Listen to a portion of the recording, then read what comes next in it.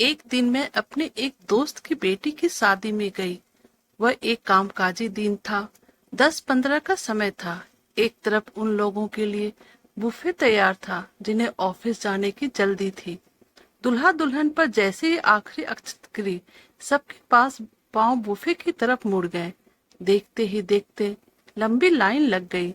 Line खत्म होने का इंतजार करती हुई मैं मासी के पास खड़ी हो गई, जो बर्तन बटोर रही थी।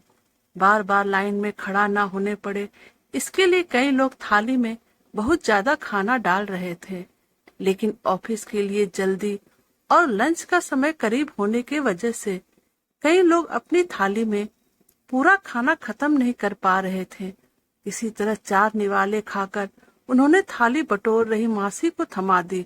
उस मौसी के चेहरा एकदम उतर गया।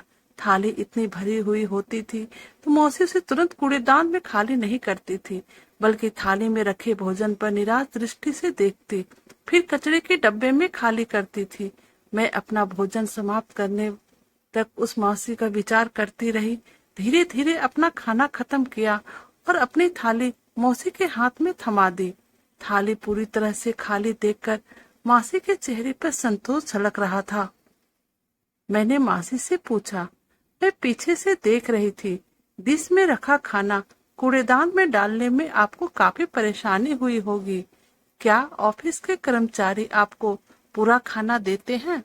मासी उदास होकर बोली, मुझे मिल जाता है, लेकिन गांव में मेरे बच्चे भूखे हैं।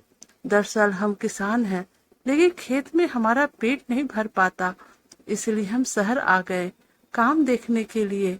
रहने के लिए अच्छी जगह कहीं नहीं मिलती थी, इसलिए बच्चों को गांव रखा है।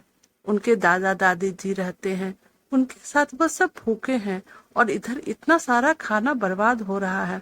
इसका काफी दुख हो रहा है मुझे। मासी एक निवाला निगलते हुए कहने लगी।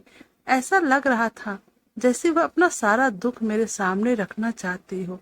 हम किसान हैं, ये गेहूं चावल और सब्जियां उगाने के लिए हमें कितना कष्ट होता है, वह तुम लोगों को क्या पता। और शहर वाले आराम का खाना फेंक देते हैं।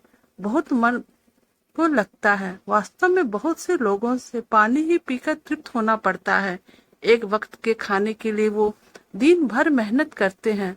मैं शून्य थी, मासी को क्या जवाब दूं, मुझे समझ नहीं आ रहा था।